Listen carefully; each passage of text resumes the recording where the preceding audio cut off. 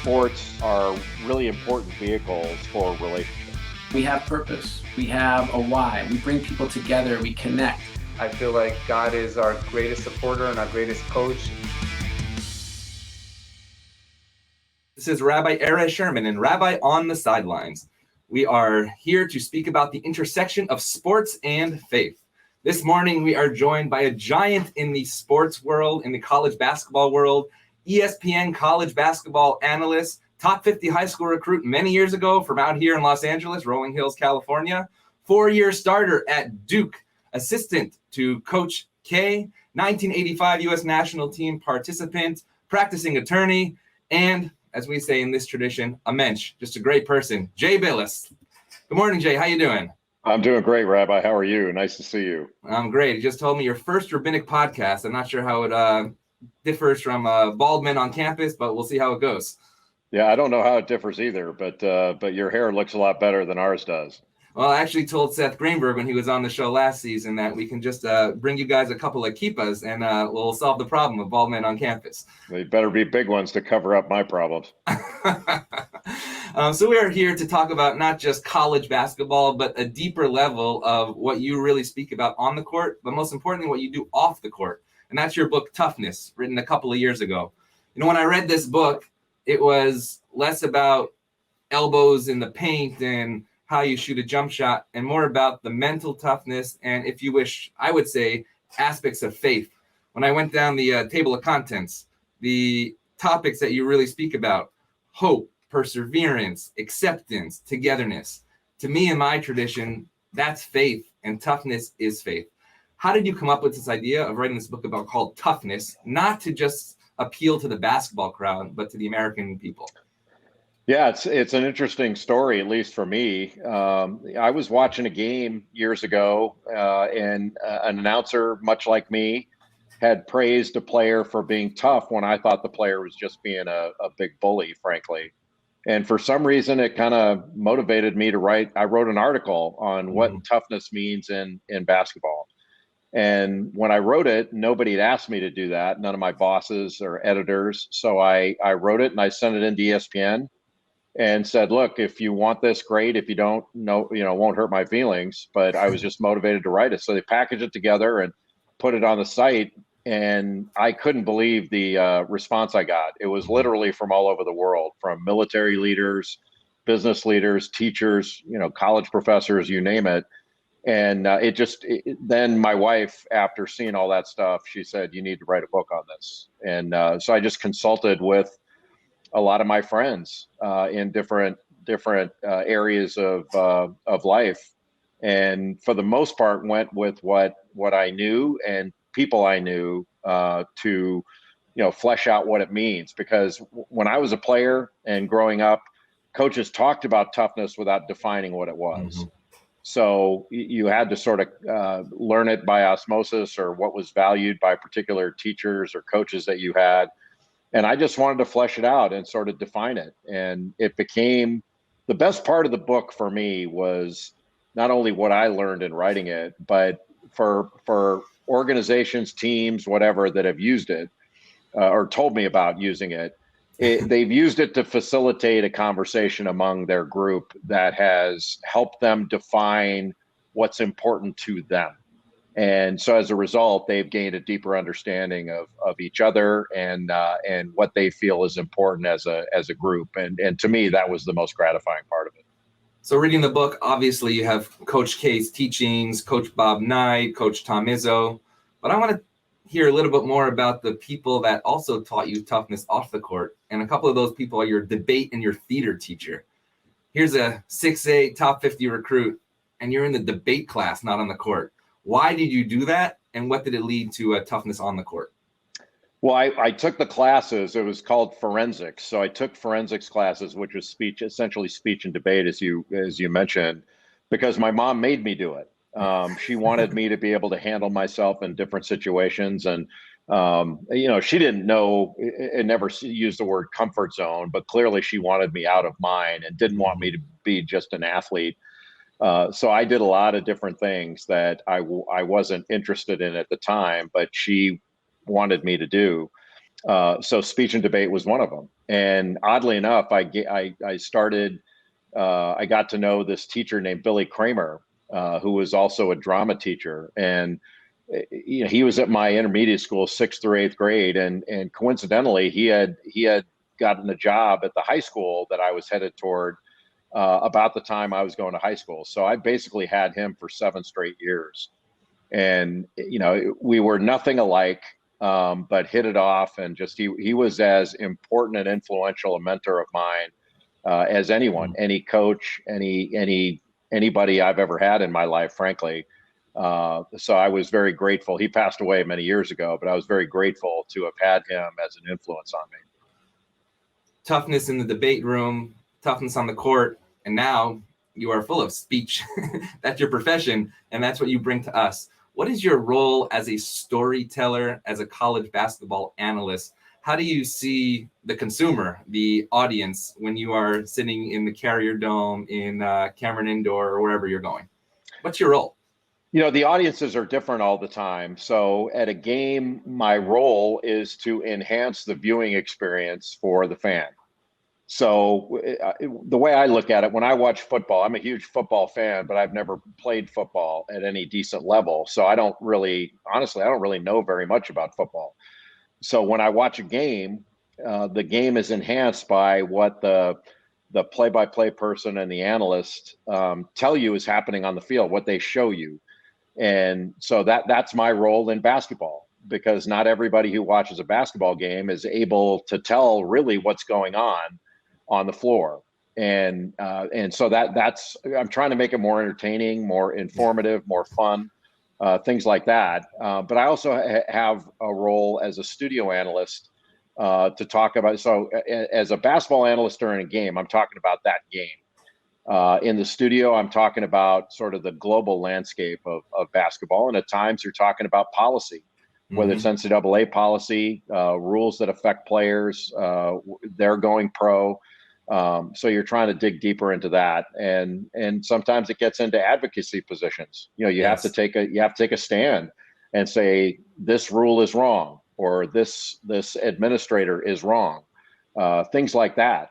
Which I didn't anticipate before I got into it. So I've been lucky that I've got the background of a lawyer. I spent a lot of time, I went to law school. I've been a practicing attorney for the last 28 years. So my legal training has helped me, navigate those waters and hopefully be able to spit things out in a coherent fashion. So you speak about the NCAA, very active on Twitter, often critical of some policies, but what about social policies in general? Like last year when we talked about tensions of race in this country and players wearing signs on their back, right, saying equality. How do you see your role in telling that story of the players that perhaps sometimes don't have such a voice? When political policy and political views intersect with sports, I feel it's perfectly appropriate to share my views and to cover it. Generally, I'm not a political reporter. So I generally do not cover politics or governmental policy. But when it has intersected with sports, I've felt free to comment on it, to cover it, and to share my views. But I think like most things, I stay in my lane for the most part. But when other areas of life veer into my lane, I deal with it, and hopefully I deal with it in a straightforward fashion without apology. So one thing that Coach K, I know, taught you is the word together, that after every single sentence, you say together. We defend together. We play together. We eat together. And something that you do in your job as a college basketball analyst, you're not alone. You have a partner. Last year, we interviewed Dan Shulman, and we asked him about what it's like to work with others. And this is what he said. But for our purposes, to work with Dick and Jay, first of all, you can't have two people who are more different than Dick and Jay. But it is a partnership. It is there, in order to make it the best, you have to be teammates, and we are teammates. And in both cases, I respect them, they respect me. I trust them, they trust me. I won't put them in a bad spot, they won't put me in a bad spot. And you get to know each other's talking points, you get to know each other's inflection and cadence and all those sorts of things. But I actually keep on my computer because So working with others, Dan's your partner in crime, Dick Vitale, partner in crime. What do you see their role in assisting you in getting your message across? Well, I don't expect anybody to assist me, but what I'm grateful for is working with someone like Dan Shulman, who is not only a consummate professional, he's selfless in his job. He's basically, to use a basketball analogy, the point guard of the broadcast. And without him taking care of every conceivable leadership responsibility of a broadcast, I'll never get the ball. So it's really, the broadcast is dependent upon Dan. I'm just there, and he's such a great setup person. So he knows before we go into the game what I think is important. He can sense, he's such a great student of the game, can sense, when it's appropriate for me to jump in. But one of the things that I've been very proud of in my time working with Dan is hopefully I let him do his job. That when we get down to key moments in a game, one of Dan's most important responsibilities is to chronicle what's going on in the game. And the last thing I want to do is step on areas of his most important work. So if it's late in the game and there's a last second shot, when that's replayed on SportsCenter, if you ever hear my voice, I've screwed that up completely. I want Dan to do that. That's his job, and he's so great at it. And so I hope that I'm as selfless as he is, and letting him do his job as he is, and allowing us to do ours. So we talk about mental toughness. You also get critique based on what you say, not just by fans on social media, but also by coaches. I'm from Syracuse originally. Now I live out in Los Angeles. You almost went to Syracuse. That's a famous recruiting story with Coach Jim Boeheim. And sometimes, and we had Coach Boeheim on the show also last year, he has things to say. So here's a quick little line. I want to hear about the mental toughness that it takes to deal with Coach. Way better than they were. I mean, Jay Bilas knows something about basketball. I know more than he knows. So what happens when that happens? And we know Coach, and I've watched many interviews that you say, I love the man. He's an amazing human being. Personally, I've seen the good work that he's done in my own community growing up. But when that happens, and that's obviously the Duke sign behind him, the Jalen Johnson episode, what goes through your mind, and how do you react with the toughness? Well, I don't react, is because that's first of all, it's true. Jim knows more about basketball than I do. But he and I differed on a matter, and I had to speak out on it. I always hark back to something Bill Raftery said years ago when somebody complained about something he said. And he sort of made a joke out of it, but he was serious. He said, well, I must have missed all your thank you notes for the good stuff. Sort of the idea that, we're all really smart when we have something good to say about you, but if we have something less than good, then we're a bunch of idiots. And that's not the way it works. Mm-hmm. And I know that. I mean, Jim wasn't pleased with what I said, and that's fine. He and I hashed it out. We had a bite to eat together recently. It has never been a problem. It has never been a problem. If somebody gets mad, that's fine. We've had a long-term relationship that's not going to be affected by something he says or something I say. But if somebody says something out of frustration or all that, I don't have any problem with any of that stuff. I've spent a lot of time in arenas where, you debate something vigorously, and then you let it roll off your back and you're done with it. So none of that stuff is an issue for me.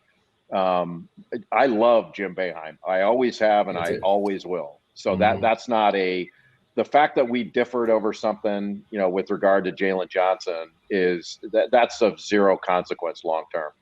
Actually, what you bring up is something that we believe in our tradition. In Hebrew, we say Elu ve'elu divrei Elohim, that these words and these words are both the words of the living God. And meaning this school of thought can say one thing and that school of thought can say the other thing. But at the end of the day, you have a meal together and you're doing something for a greater purpose. And that's what I love about what you do, how you bring the basketball world together as well. When you speak about Coach K, his last year in college basketball.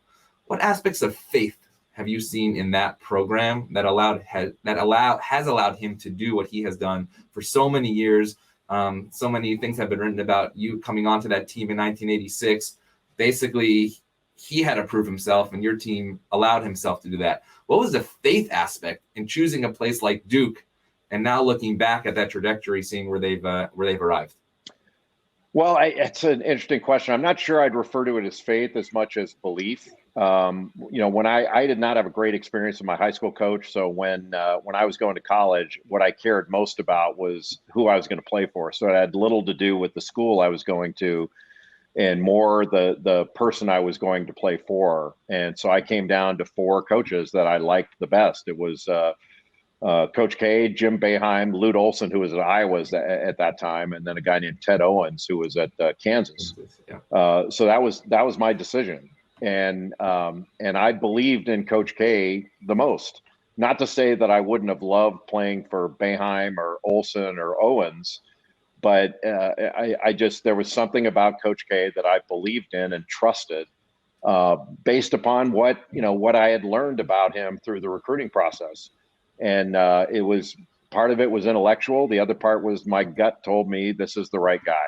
And I never looked back from that. It didn't mean the ride was always smooth. We had turbulence from time to time, but it was, I have never second guessed the decision. And so if my belief in him being the right guy, I guess there's an element of faith there. But to me, it was evidence-based. I had evidence in what I had seen in him that told me this is the right thing to do. So you keep talking about the difference between belief and faith. I'd love to flesh that out a little. What do you see the difference as belief and faith? Well, I mean, I think of faith in belief in something that has no evidentiary basis. You can't point to something that in which you have faith and say, there's the evidence that concludes my faith is correct. Mm-hmm. I wouldn't venture to say that one person's faith is greater than another, or one religion is better than another. Like I don't know enough about that. And so I don't go there. I go with what I believe. I have beliefs. Nice. And so I don't know whether, and I make judgments, so when people say, well, you shouldn't judge other people. I don't judge other people. I don't judge their souls, but I make judgments based upon their actions, mm-hmm. and based upon their statements and things like that. To me, those are my judgment is based upon my beliefs in that regard. I want to throw one other word that you end your book with, and that's hope. And I love the stories that you tell about hope, specifically the doctor, and I believe it was at Duke, and he says, I'm going to introduce you to somebody. I believe her name is Sabrina Lewandowski, mm-hmm. who had a brain tumor, and said, that's the toughest human being you'll ever meet, and it's because she had hope. So let's throw in that word of hope and belief, and how do those work together? Maybe tell the story of Sabrina and tell how that deals with toughness on and off the court. Well, the doctor to whom you're referring is Dr. Henry Friedman, who's yes. head of the Duke Brain Tumor Center. And Henry was always an inspiration to me because of his attitude. The overwhelming majority of his patients die, and he's the most hopeful, upbeat person I've ever met. Mm-hmm. And I honestly didn't understand it. The fact that there wasn't the rate of success, but he didn't look at a person's death as being a failure, because there were always advances and they were always getting better. And so he was the one that sold me on the idea of hope as a function of your toughness, being your attitude, your outlook, things like that. And he told me he says, this woman, she's a teacher, Sabrina Lewandowski, you could lock all of your toughest football and basketball mm-hmm. players in a room with her and she'd come out. Mm-hmm. And he told me about, she had a glioblastoma. Her survival rate, if I remember right, was 9%. 9%. Yep. And her attitude was, I'm one of the 9%. Mm-hmm. And I remember her telling me a story that when she would go for treatment, she would pass other patients that that did not look good. And she could tell that they were not going to make it. And she couldn't bring herself to look over there at them because she was like, that is not me. Mm-hmm. And look, I'm not saying, like, my wife's father passed away from cancer. I'm not saying that toughness beats cancer. Right. What I'm saying is that without it, you can't. Yes. Because there are extraordinarily hopeful, tough, amazingly attitudinal people that have not survived this. Mm-hmm. That's not the issue. The issue is without it, you can't. Mm-hmm. So you can fall short in the battle with it, but without it, you can't. If you take a sports analogy, when Duke beat Kentucky in 1992, people go back to that shot by Christian Laettner. Yep. A lot of that was Coach K in the huddle, bringing the team together to believe they could do it. Now they could have believed down to their socks they could do it, and it's still 1 in 1,000. Mm-hmm. But without it, it's zero.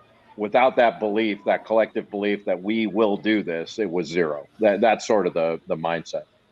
I love that in the combination of sports and faith and belief and hope. Just on a personal level, I had a brother that passed away in 2017 of actually had a brain tumor for 32 out of 36 years. And I'll go back to Coach Boeheim for a second, because I brought that little clip up in jest, because actually the hope and the faith that a team like Syracuse and Coach Boeheim gave my own personal family, the welcoming of us into any practice, into any game, into any locker room, to me, that's why I do this podcast. It's sports and faith, or maybe I should actually now, based on your definition, call it sports, belief, and hope.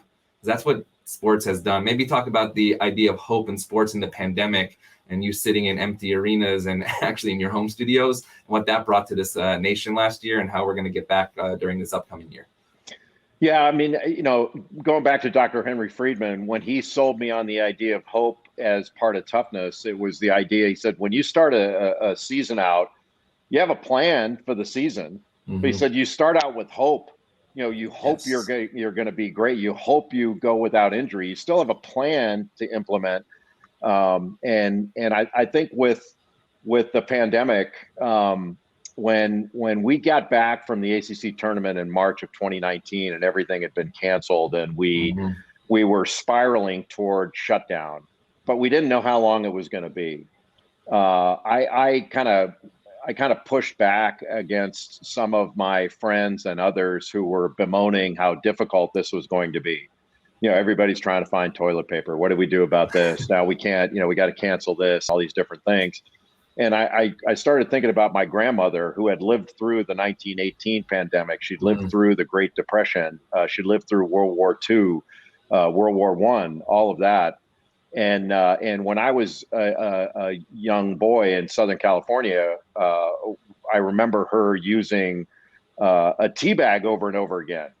And we kind of made fun of her that come on, Grandma, we can afford a tea bag here. And but she had lived through things that were different. She had a different experience. And if our predecessors could go through all of that and still maintain a can-do attitude, what we had to wait on Amazon to deliver toilet paper for a little while. It's and we had to cancel vacation. We'll be okay. It's not that big of a deal. And there are bigger things going on that we have to deal with. And my generation, I'm 57 years old. My brother was worried about going to Vietnam. I didn't have to go to Vietnam. I've never been to war. I've never been to war. I have not been in the military. I've never lived through a horrible sort of difficulty with the financial crisis, things like that. I've never had to deal with that. I've never had a health problem, yet. I'm sure I will, but I've not had one yet. So to me, okay, we have to deal with something here. Are we going to drop to our knees and cry? Or are we going to deal with this in a positive way? And that's what I tried to think about. And that was the hope of, we're not just hope, but we're going to get through this. If you look at all the things in the past, we've gotten through this. And the only way we're going to get through this is by being empathetic and together, and by helping out where we can help out. I can't fix this myself, but I can make things better in my own backyard. That's sort of the way I looked at it. So you talked about the pandemic that way, but you also mentioned the military, and you speak about your trips. I believe it was to Iraq and the troops, and you said those are the toughest guys I've ever met. So can you tell us a little about going over to support the troops and what that looked like? And I remember you sort of seeing the roles that these soldiers, men and women, were playing, and you couldn't believe that they were doing that, and they were grateful for what you were doing just on a court in Iraq. Yeah, it was Kuwait. So we went to Kuwait twice, and went to Abu Dhabi, some of these other places, Bahrain. But the military base was in Kuwait, where most, if not every, soldier during Operation Iraqi Freedom went in and out of Camp Arifjan in Kuwait. So I think it was 05 and 06. I was part of a group of coaches that went over there, and we coached U.S. service teams that were, some of them stationed in Iraq, some of them, in other areas of the Middle East. And we were all blown away by the commitment of our men and women in uniform. And there was one particular story where we were being toured around this gigantic military base. And, it was 120 degrees every day during the summer over there. And we noticed a bunch of different colored flags along with the American flag and certain military flags. And somebody had asked one of the soldiers touring us around. Right. And we said, what are those flags? What do they mean? And he said, they're heat orders. So certain temperatures, you're allowed only 10 minutes on, 50 minutes off for work outside. And one of the coaches asked, well, how do you get your work done? Only 10 minutes on, 50 minutes off. And very matter of factly, the soldier said, well, with all due respect, sir, we don't really heed those particular orders, because we've got brothers and sisters that are dying up in Iraq and they don't get 50 minutes off. And, you started thinking about how profound that is, that their job is to make mission, and they're not going to leave their fellow soldiers at a deficit because, they may get some sort of heat stroke or whatever it would be. And that is no joke over there. Right. That heat is ridiculous. I mean, you have to wear long sleeve shirts and all that stuff because as you perspire, it basically fries you. And the amount of water they had to drink. I mean, it was really something else. But I mentioned before that I'd never been through, been through war or been in the military. So it's one thing to talk about commitment. Like look at the commitment I've made to my basketball team. That's not commitment. What soldiers do, what first responders do, that's commitment. It is not commitment to say, hey, look, I'm all in on this basketball season. That's not going to carry the day. But to your point, like the fact that we had those soldiers saying thank you to us for coming over there was embarrassing, frankly. We were embarrassed. Because we didn't think we could do enough for them. That was the feeling. Goals, destinations. Coach K always talks about, I believe in the beginning of the season, he says, what's your goal? And people say, I'm going to win a national championship. I'm going to win the player of the year, etc. He said, no, that's a destination. What's your goal? How does Coach K set up that difference, and what can it mean to us? Well, I think it's more an issue of concentrating on what's important that day. So I think the point he was making is that, the national championship as a goal is not going to sustain them day to day into doing what was right that day, what was best for them that day. And to me, I've always used the analogy of a ladder that my dad kind of taught me, not knowing he was teaching me anything. He was just pissed at me. That's what I was going to ask you next about your dad. Yeah, great. So when I used to work for my dad during the summer, and when I was working on a construction project, my job was to get some of the material or get all the materials from the ground floor to the roof. And so I figured I'd carry twice as much stuff on each trip. I'd cut the number of trips in half that way, and I didn't have to do this grunt job that I hated. And so I took a spill. I was overloaded and not paying attention to what was important, and I took a spill. And I was lucky I didn't get hurt. And my dad made the point to me that you can't get to the top of that ladder in one step. but you can get to the bottom in one step. Concentrate on what you're doing.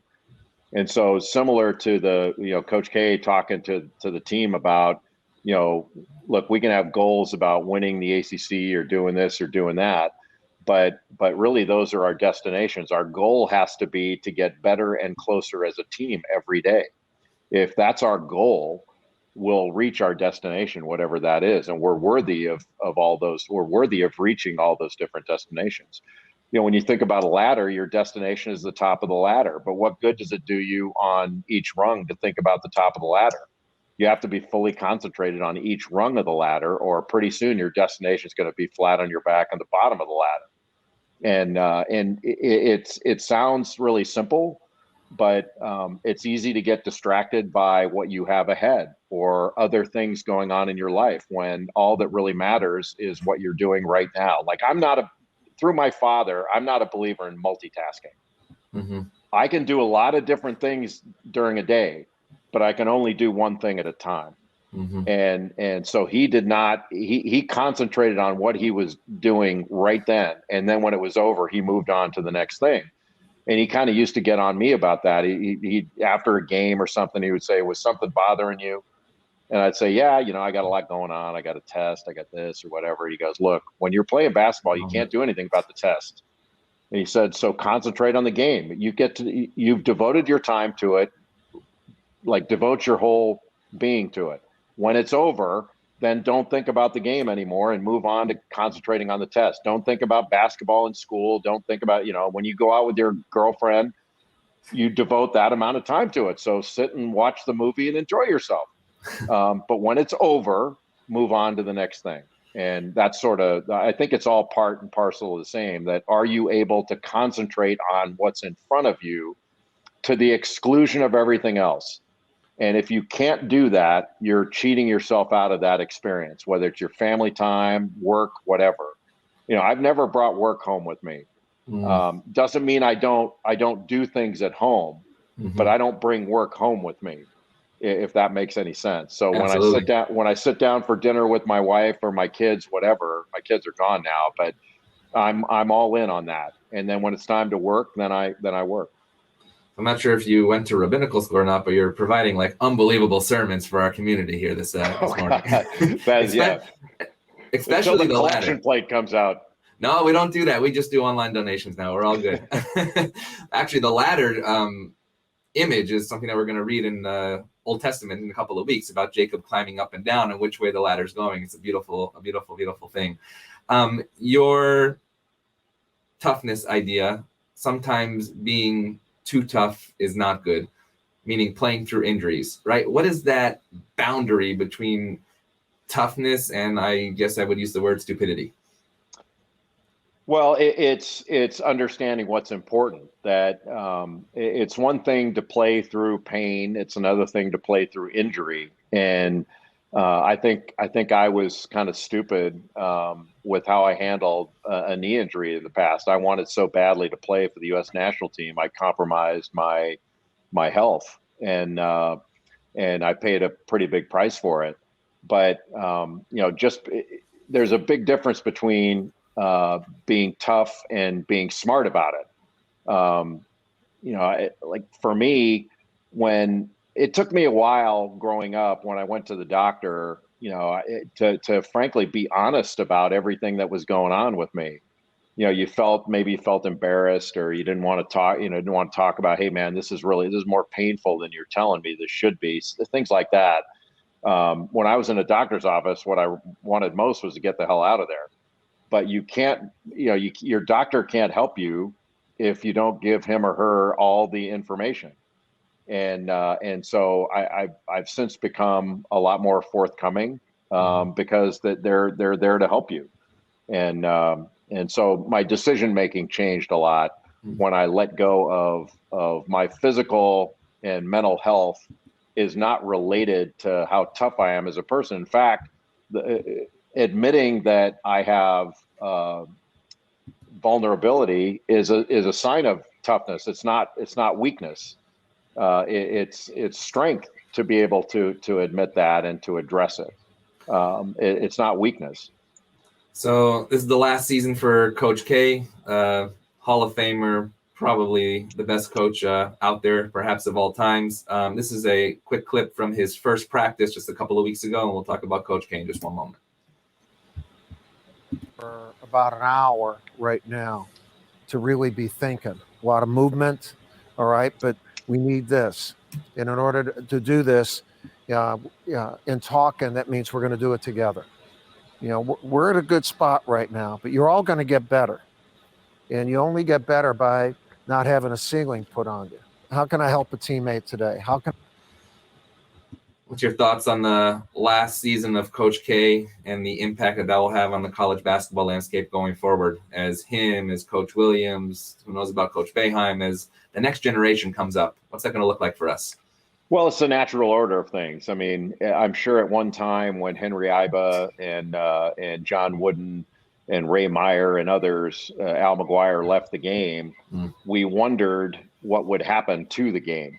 And it seems to always get better. I don't know who will take the mantle from Coach K and carry it forward, whether it's Jay Wright or Tony Bennett or Tom Izzo. There's so many wonderful younger coaches. It's normal to feel a little bit unsettled when you don't know the right answer to how things are going to be in the future. But that's part of what makes the game beautiful. So I mean, I can't imagine the game without Coach K in it, but I'm going to find out what it's like pretty soon. So what I've chosen to do, Rabbi, is just concentrate on, one, how lucky I've been personally that I've had Coach K in my life since I was 17 years old, and he's still coaching where I played, and I'm going to be 58 in December.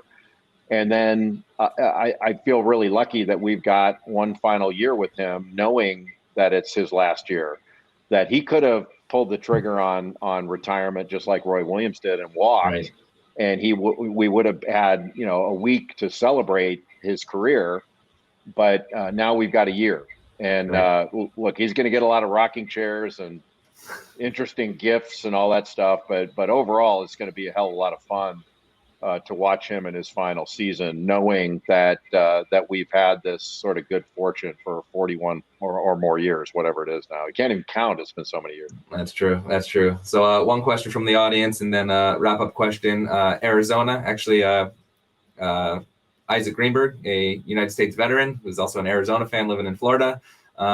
Basically, the NCAA sort of dragged its feet with the Arizona investigation. What's your thought on sort of bringing back the glory days of Lute Olson era? Well, Tommy Lloyd will do that. I mean, Sean Miller, I think, is a great coach. And look, I think all that stuff is horribly unfortunate. I don't think the FBI and the federal government should have, the U.S. Attorney's Office should have been in any of that stuff from the beginning, because if they really want to find corruption, all they have to do is look to football and basketball. They could find it anywhere they look. But to me, there are bigger fish to fry out there. Because it's just business. And now a lot of this is coming above board anyway with NIL, so we don't have to worry about it.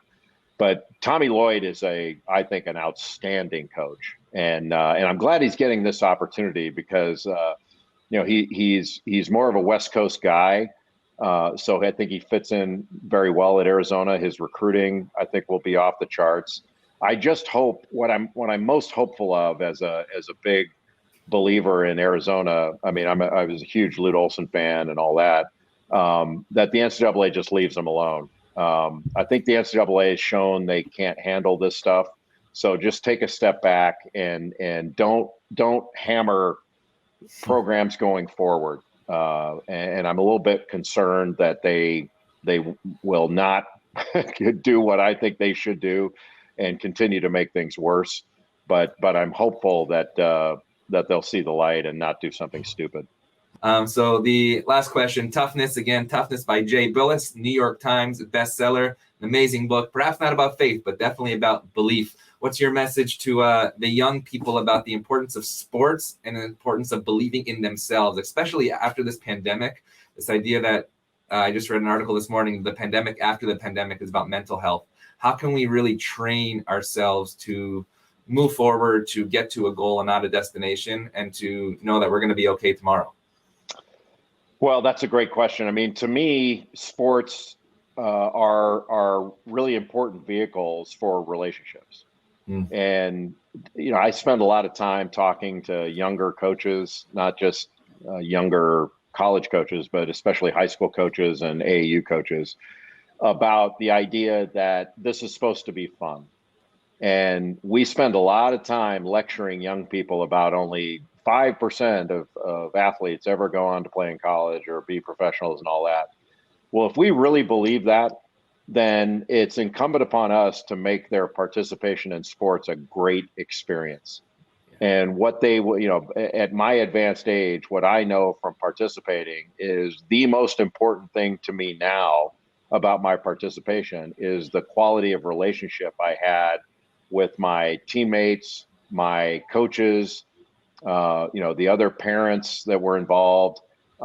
That's what sticks with you is those, sort of that relationship side, the experiences you had, not your one-loss record or anything like that. And so I think it's important for people at every level. This is supposed to be a positive experience. So get off the players' backs, let them enjoy the experience, and help facilitate them having a positive experience with their teammates and their coaches. Because that's what leads to the best mental health outcomes. Mm-hmm. is positive interaction. That doesn't mean you can't have high expectations. You can't be demanding in performance and behavior and expectations.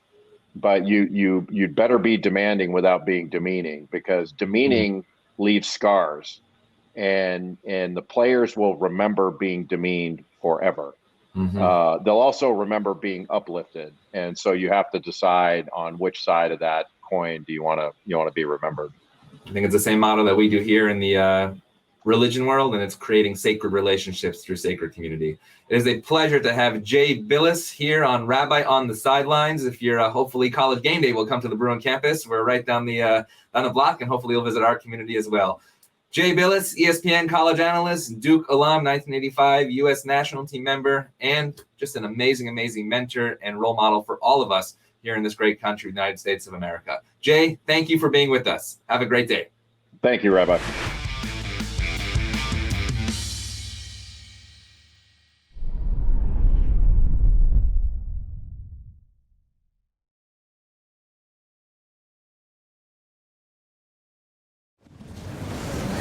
As you may know, as part of my rabbinic responsibilities for 2 weeks during the summer, I get to wear a t-shirt and shorts and run a basketball camp here at Sinai Temple. A lot of the campers are here this morning. Barry's a part of that camp. We call it high-level basketball and high-level values because every day we bring a different speaker, we do different social action projects. But the speakers are often related to either Jews who are involved within the sports communities or athletes who have an impact within the Jewish community and the state of Israel. 4 weeks ago, I read an article in the JNS, the Jewish News Service, about a former NBA player named Michael Sweetney who went to the Georgetown University, averaged 25 points a game in college, was the 9th NBA pick in the 2003 draft, right behind LeBron James and Carmelo Anthony. The article was called Life on the Rebound, how Mike Sweetney just went to Israel and impacted his life. At the end of the article was his email. I thought, what the heck? I sent him an email, and within a couple of minutes he wrote back. I said, can you come to Sinai Temple to share with us your life story about Israel?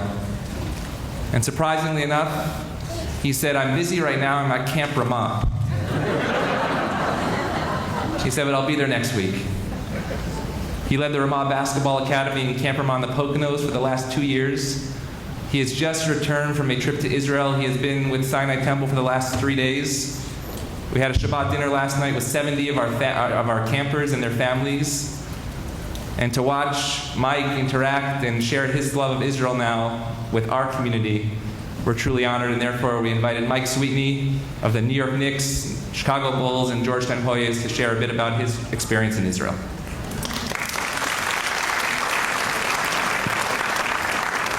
The microphone's too short. He's going to use this one.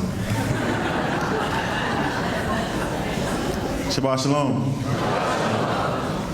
First of all, I want to thank everybody from Sinai Temple for for inviting me out here. It's been amazing the past 3 days, and also this is my first Shabbat service, so I'm kind of sitting here, kind of having a surreal moment, taking this all in. So I'm very, very excited to be here. I started off, playing in the NBA for 4 years, and throughout my basketball career, I met a lot of amazing people. And one of those amazing people was a guy named Tamir Goodman. Tamir Goodman, he was considered the Jewish Jordan of basketball. And he's been my friend for 20 years. And for the past 6 years, he's been living in Jerusalem. And he invited me out there to help run his basketball camp a couple weeks ago. And my wife was like, I don't know, she was very nervous about me going out there because what you see on the news here and what, Israel's portrayed as. And she was like, no, I'm really nervous about you going. And so I said, you know what, Tamir's a great friend of mine, and I want to be there for him, and I'm going to go. And she just makes sure you check with the State Department. She was just going through a whole panic. And I believe in Tamir. He's been a good friend for 20 years. And I went over there, and it was nothing short of amazing, to say the least. When I first arrived, we went to go visit the Western Wall. And when we got there, I'm watching Jews, Christians, and Muslims all just interact with each other. And it blew my mind. I'm like, wow, on the news you think that if a Muslim and Jew interact, it's going to be something, not a great situation. And just watching everyone, and people came to me and just started praying with me, praying for me, over me. And it was one of those moments that it really, really changed my life. And we took a trip up north to Haifa to run a basketball clinic for Nefesh B'Nesh. I hope I said it right. I kind of messed the words up a little bit. We ran a basketball clinic up there. It was about 2 hours away from Jerusalem. And so when we returned back from the trip, Tamir was exhausted. We were both exhausted. And he was about a mile away from his home. And so he said, hey, we believe in when we have a friend or an associate, walking them back to the home, walking them back and making sure they're safe. That's something that we believe in. So he walked me back, and as we were walking back, it's 10:30 at night, and I'm watching little kids playing in the park. I'm like, wow, this is different. And so I look, and I'm seeing kids, I'm not seeing parents. And so I asked him, I said, where are the parents? And he was like, oh, they're probably at home. And I just stopped. He was like, what's going on? I said, you don't understand. As a parent of, 8-year-old, a 6-year-old, and a 4-year-old, I take my kids to school every day. I pick them up. If they go to the park, I'm there watching them every step of the way. And I said, you don't understand. We always say that Israel's a dangerous place and it's not a good place to go, but what is really dangerous? Me as a parent, I go into a panic of just little things, and these kids are here walking to the store with their friends, and just enjoying themselves. And it was just kind of like a surreal moment. And I immediately got back and I called my wife and I told her, and she thought she's like, there's no way. I said, no, I'm serious. And she was like, wow, we have to visit. So I just, we making sure that Israel is going to be a stop that we make every summer, hopefully sometime throughout the year. But it's one of those places that it really just changed my life spiritually, the way I look at the world, the way I look at, every human being. And I just wanted to leave with this note. If anybody has not been there and he has any doubts about it, it's a life-changing place, and you must go. For me, it changed my life, and I'm just happy that, to be a part of it, and I'm happy that the Jewish community has taken me and my family in for the past 2 years. It's been nothing but amazing, and I just want to say thank you for having me. So thank you.